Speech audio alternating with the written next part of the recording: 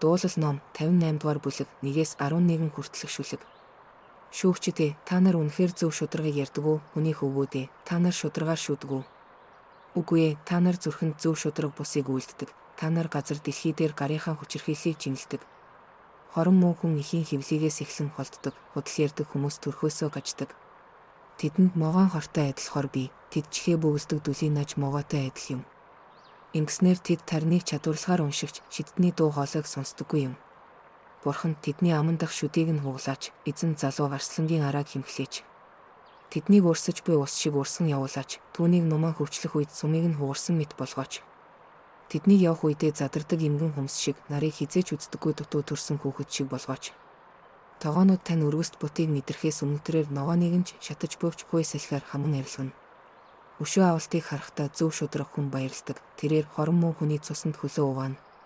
Тэгээд хүмүүс үнэхээр зөв шударга хүнд шагнал байдаг, үнэхээр газар дэлхий дээр шүүдэг бурхан байдаг гэж хэлнэ. Дуулал ном 58 дугаар бүлэг 1-11 хүртэлх шүлэг. Христийн өмнөөс та нараас гуйж байна, бурхантай эвлэр. Бурхан ертөнцийг үнэхээр хайрлсан тул цорын ганц хүүгээ өгсөн. Ингэснээр түүнд итгэгч хинч мөхөхгүй, харин мөнх амьтаа болох юм. Христ зовж 3 дахь өдөртөө үхлээс амьлах бөгөөд түүний нэрээр бүх үндэстэнд нүглийн уучлалын төлөө гимшил тунхаглагдана гэж бичигдсэн байдаг. Өнөөдөр хэрэв та нар түүний дуу хоолойг сонсвол зүрх сэтгэлээ бүү хатууруулаарай. Одоо бол Бурханы нэгүслийн цаг, одоо бол авралын өдөр. Эрхмээ, аврагдахын тулд би юу хийх ёстой вэ? Эзэн Иесус Христэд итг, тэгвэл та болон танай гэрийнхэн аврагдах болно. Хэрэв та нар амаараа Иесус бол эзэн гэж тунхаглаж, Бурхан түүнийг үхэгсдээс амьлуулсан гэдэгт зүрх сэтгэлдээ итгэвэл аврагдах болно.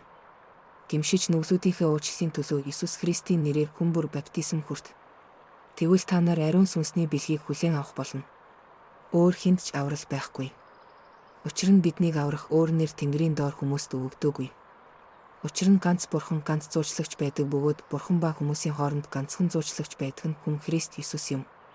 Эзэн Иесус Христийн нэгүсэл, Бурханы хайр, ариун сүнсний нөхөрлөл та бүхэнтэй хамт байх болтугай. Бидний аврагч цорын ганц мэрэгэн Бурханд алдарсуу, сүр жавхлан, ноёрхол, хүч чадал одоо болон үрд мөнхөд байх болтугай. Баярлалаа. Аминь. Ахпаа цуурай. Хязгаарыг давсан гэрчлэл.